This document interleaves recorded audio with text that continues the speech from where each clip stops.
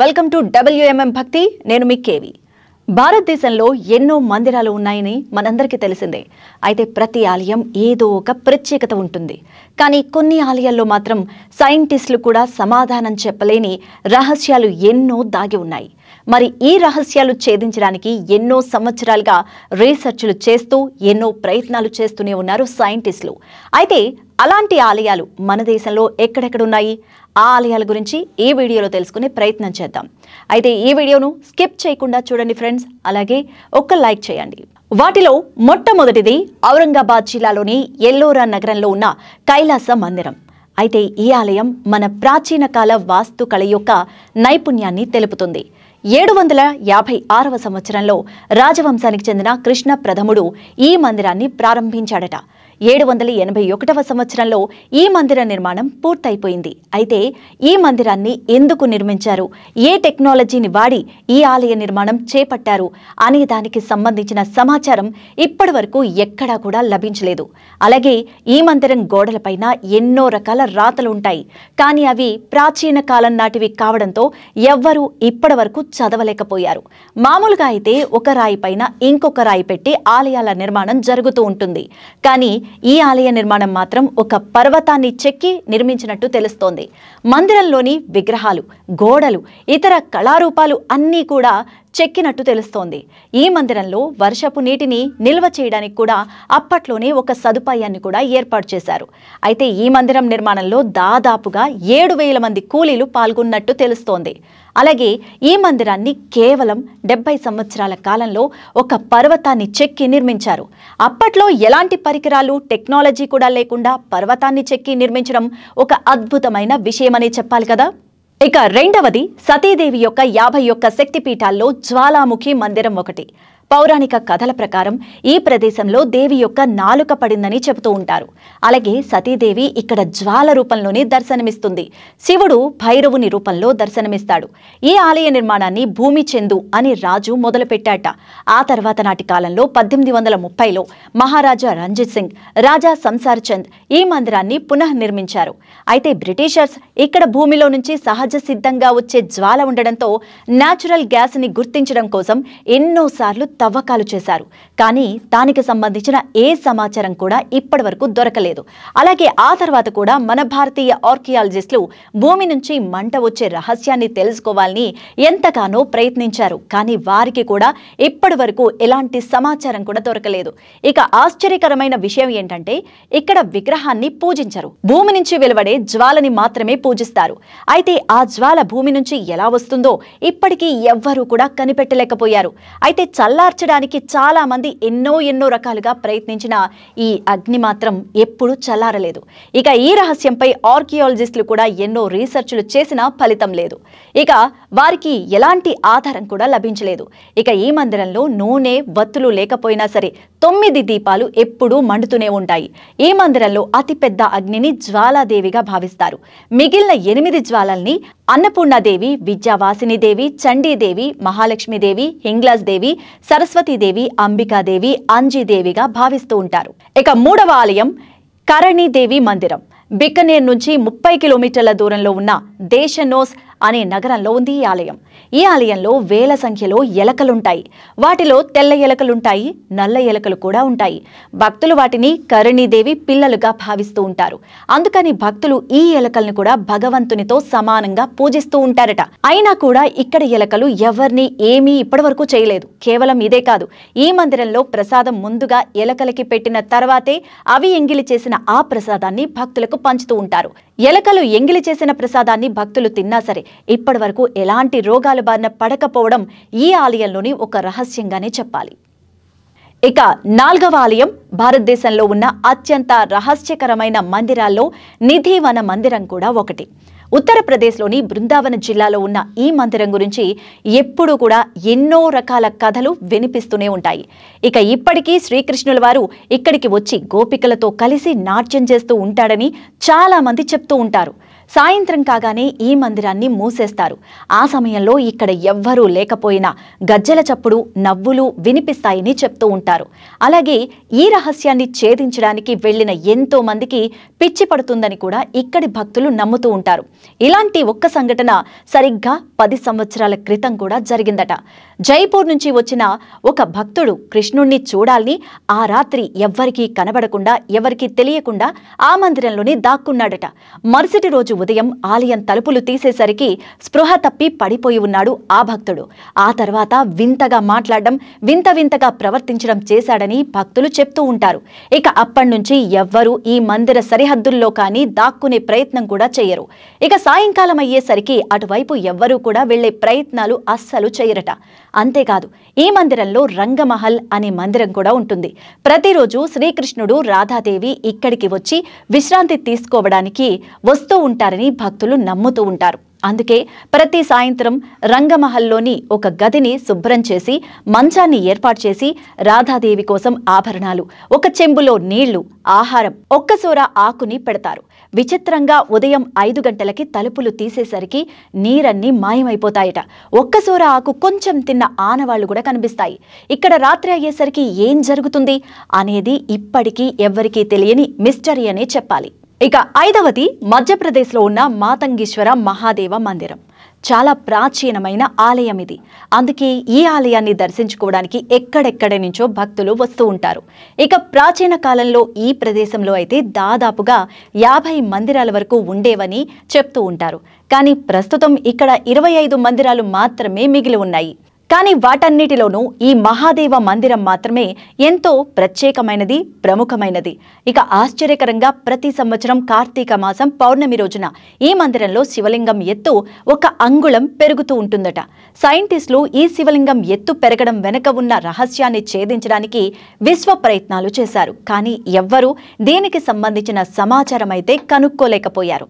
అయితే ఈ ఆలయంలో ఉన్న పూజారిని అడిగినప్పుడు మాత్రం భూమిపైన 9 అడుగులు ఉన్నట్టే భూమి లోపల కూడా 9 అడుగుల శివలింగం ఉన్నట్టు చెప్తుంటారు. అందువల్లే ప్రతి సంవత్సరం కొద్దిగా ఆ శివలింగం బయటకు రావడం వల్లే ఎత్తు పెరుగుతున్నట్టు అనిపిస్తుందని అక్కడ ఉన్న పూజారి చెప్తారు. ఇక 6వది ఒడిశా రాష్ట్రంలోని పూరి నగరంలో ఉన్న శ్రీ జగన్నాథ స్వామి ఆలయం. అత్యంత ప్రాచీన ఆలయాల్లో ఈ ఆలయం కూడా ఒకటి. ఈ జగన్నాథ ఆలయంలో శ్రీకృష్ణుని యొక్క గుండె ఈ రోజుకి కొట్టుకుంటూనే ఉంటుందని భక్తులు నమ్ముతూ ఉంటారు. కానీ ఇక్కడ నివసించే స్థానికులు మాత్రం అయితే అది శ్రీకృష్ణుని గుండె కాదని, ఇక్కడ బ్రహ్మ వస్తువు ఒకటి ఉందని దాని గురించి తెలిసిన ప్రతి ఒక్కరూ రహస్యంగానే ఉంచుతారని చెప్తూ ఉంటారు అక్కడి వాళ్ళు. హిందూ ధర్మంలో ఉన్న 4 పుణ్యక్షేత్రాల్లో ఈ జగన్నాథపురి మందిరం కూడా ఒకటి. ఈ మందిరంలో ఉన్న జగన్నాథుని విగ్రహంతో పాటు అన్న బలభద్రుడు, చెల్లి సుభద్రాదేవి సమేతంగా ఇక్కడ కొలువై ఉంటాడు. ఈ మందిరంలో జగన్నాథుని విగ్రహంతో పాటు అన్న బలభద్రుడు, చెల్లి సుభద్రాదేవి సమేతంగా ఇక్కడ కొలువై ఉంటాడు జగన్నాథుడు. ప్రపంచం నలుమూలల నుంచి ఇక్కడ జరిగే జగన్నాథ రథోత్సవానికి వస్తూ ఉంటారు భక్తులు. ఈ మందిరం యొక్క రహస్యాలు సైంటిస్టులు కూడా ఇప్పటికీ తెలుసుకోలేకపోతున్నారు. ఇక ఈ జగన్నాథ స్వామి ఆలయంలో ప్రసాదాన్ని తయారు చేయడానికి 7 కుండలను ఒక్కదాని మీద ఒకటి పెట్టి వండుతారు. కానీ విచిత్రంగా అన్నిటికంటే ముందుగా పై కుండలో ఉన్న ప్రసాదం ఉడికిపోతుంది. ఆ తర్వాత దాని కింద కుండలో ఉన్న ప్రసాదం ఉడుకుతుంది. ఇలా అన్ని కుండల్లో సమానంగా ఉడికే ఉంటుంది. ఇక ఇంకొక ఆశ్చర్యకరమైన విషయం ఏంటంటే పగటిపూట గాలి సముద్రం వైపు నుంచి నేల వైపుకు వీస్తుంది. అలాగే సాయంత్రం పూట సమయంలో గాలి నేల వైపు నుంచి సముద్రం వైపుకు వీస్తుంది. కానీ ప్రతిసారి ఈ మందిరంపై ఉన్న జెండా మాత్రం గాలికి అపసవ్య దిశలోనే ఎగురుతూ ఉండడం ఇక్కడ ఒక వింత అనే చెప్పాలి. ఇలా ఎందుకు ఎగురుతూ ఉంటుందో ఇప్పటికీ ఎవ్వరూ కూడా కనిపెట్టలేకపోయారు. ఇక ఈ మందిరం ఎత్తు 214 అడుగులు. సాధారణంగా ఇంత ఎత్తులో ఉన్న మందిరం పైన పక్షులు ఖచ్చితంగా వాల్తాయి. కానీ ఈ మందిరం పైన ఒక్క పక్షి కూడా వాలదు. అయితే ఈ ఆలయం పైనుంచి హెలికాప్టర్స్ కానీ విమానాలు కానీ అస్సలు ఎగరవు. భారత ప్రభుత్వం ఈ ప్రదేశాన్ని నో ఫ్లై జోన్ గా ప్రకటించింది. మనుషులకైతే తెలుసు, కానీ పక్షులకి ఎలా తెలుసు? ఒక్క పక్షి కూడా ఈ ఆలయం పైనుంచి ఎగరకపోవడం ఆశ్చర్యమైన విషయం. అలాగే ప్రతి 12 సంవత్సరాలకు ఒక్కసారి ఈ మందిరంలోని పాత విగ్రహాలను బయటికి తీసి కొత్త విగ్రహాలను పెడతారు. ఆ రోజు సాయంత్రం ఊరంతా కరెంటును తీసేసి పూజారి ఒక్కరే విగ్రహాలు మారుస్తారు. ఈ విగ్రహాల్లో ఉన్న బ్రహ్మ పదార్థాన్ని కూడా అక్కడ పూజారే మారుస్తారని చెబుతూ ఉంటారు. ఆ సమయంలో ఆ పూజారి కూడా కళ్ళకి గంతలు కట్టుకొని బ్రహ్మ పదార్థాన్ని మారుస్తారట. ఈ బ్రహ్మ పదార్థాన్ని ముట్టుకొని మార్చిన పూజారి దాని గురించి ఎవ్వరితోనూ పంచుకోరట. ఇక 7వది 51 శక్తిపీఠాల్లో ఒకటి అయిన కామాఖ్యాదేవి ఆలయం. ఈ ఆలయానికి అఘోరాలు, తాంత్రికులు ఎక్కువగా వస్తూ ఉంటారు. అస్సాం రాజధాని అయిన డెస్పోర్ నుంచి 7 కిలోమీటర్ల దూరంలో నీలాంజల పర్వతం ఉంటుంది. సరిగ్గా ఆ పర్వతానికి 10 కిలోమీటర్ల దూరంలో ఈ ఆలయం ఉంటుంది. నిజానికి ఈ మందిరాన్ని 51 శక్తిపీఠాల యొక్క మహాపీఠంగా భావిస్తారు. ఆసక్తికరమైన విషయం ఏంటంటే, మిగిలిన ఆలయాల్లాగా ఇక్కడ దేవుళ్ల విగ్రహాలైతే ఉండవు. ఇక్కడ దేవి యొక్క యోని విగ్రహం మాత్రమే ఉంటుంది. ఆ యోని నుంచి ఎల్లప్పుడూ నీళ్లు ప్రవహిస్తూనే ఉంటాయట. ఇక్కడ ప్రతి సంవత్సరం దేవికి ఋతుస్రావం కూడా జరుగుతుందని భక్తులు భావిస్తూ ఉంటారు. అలాగే సతీదేవి చనిపోయిన తర్వాత శ్రీ మహావిష్ణువు తన సుదర్శన చక్రంతో సతీదేవి శరీరాన్ని 51 ముక్కలు చేశాడని పురాణ గాథ. ఆ ముక్కలన్నీ భూమి మీద 51 ప్రదేశాల్లో పడ్డాయని, ఆ 51 ప్రదేశాల్ని శక్తిపీఠాలుగా వెలిశాయి. సతీదేవి యొక్క యోని ఆ ప్రదేశంలోనే పడ్డం వల్ల ఇక్కడ కామాఖ్యాదేవిగా పూజలు అందుకుంటోందని మన పురాణాల్లో కూడా చెప్పబడింది. ఇక్కడ అమ్మువాచి అనే మేళ ప్రతి సంవత్సరం జరుగుతూ ఉంటుంది. మరొక ఆశ్చర్యకరమైన విషయం ఏంటంటే, ఆ సమయంలో బ్రహ్మపుత్ర నది నీళ్లు కూడా ఎర్రగా మారిపోతాయి.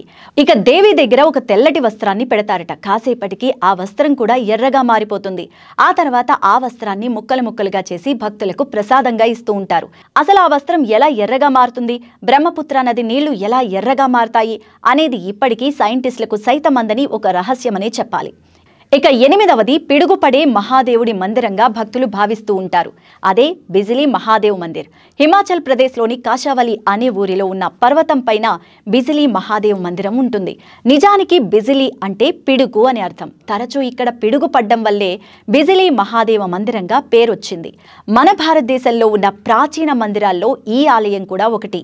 ఇక్కడ ఆశ్చర్యం ఏంటంటే, ప్రతి 12 సంవత్సరాలకు ఒక్కసారి ఈ మందిరం గర్భగుడిలో ఉన్న శివుడి పైన పిడుగు పడుతూ ఉంటుంది. దానివల్ల ఆ శివలింగం ముక్కలు ముక్కలుగా అయిపోతూ ఉంటుందట. ఇక ఈ మందిరం యొక్క పూజారులు ఆ విరిగిన ముక్కలన్నిటినీ తీసుకొని అందులో తృణధాన్యాలను, పిండిని, వెన్నని, మట్టిని బాగా కలిపి ఆ మిశ్రమంతో మళ్ళీ శివలింగంలాగా తయారు చేస్తారట. ఆశ్చర్యకరంగా కొన్ని రోజుల తర్వాత ఆ శివలింగం ఇంతకు ముందు ఉన్న శివలింగంలాగే మారిపోతుంది. ఇక మన పురాణాల్లో ఈ మందిరం యొక్క గొప్పతనం గురించి ఎంతో విస్తారంగా చెప్పబడింది. పురాణాల కథన ప్రకారం కులాంత అనే రాక్షసుడు పాముగా మారి ఆ ప్రదేశాన్ని తన నివాసంగా మార్చుకున్నట్ట. అతను ఈ ప్రదేశాన్నంతటినీ నీటితో ముంచేయాలని భావిస్తాడట. అయితే అదే సమయంలో ఆ విషయాన్ని గ్రహించిన పరమశివుడు కోపంతో అతన్ని చంపేశాడు. ఆ తర్వాత అతని శరీరాన్ని ఒక పర్వతంగా మార్చేశాడు. అందువల్ల ప్రతి 12 సంవత్సరాలకు ఒకసారి సరిగ్గా శివలింగంపై పిడుగు ఎందుకు పడుతుంది అనే విషయాన్ని మాత్రం ఇప్పటి వరకు ఎవ్వరూ కనుక్కోలేకపోయారు. దీనంతటికీ కారణం ఆ రాక్షసుడే అని చెప్తూ ఉంటారు చాలామంది. ఇక 9వది కేరళలోని అనంత పద్మనాభస్వామి ఆలయం. ఈ ఆలయం గురించి ప్రతి ఒక్కరికి తెలిసిందే. కేరళలో ఉన్న ఈ ప్రసిద్ధమైన ఆలయం యొక్క చరిత్ర 9వ శతాబ్దం నుంచి మొదలైంది అని చెబుతూ ఉంటారు. ఇక ఈ మందిరంలో అద్భుతమైన సరస్సు ఉంటుందట. ఆ సరస్సులో బబియా అనే ఒక ముసలి నివసిస్తూ ఉండేదట. సాధారణంగా మొసళ్ళు మాంసాహారాన్ని తింటూ ఉంటాయని మనందరికీ తెలిసిందే.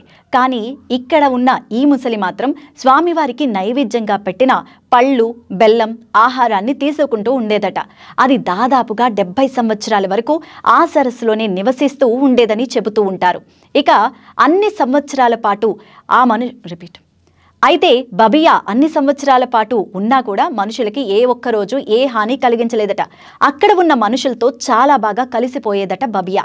ముఖ్యంగా ఆలయ పూజారితో బబియాకి ఒక మంచి అనుబంధం ఉండేదట.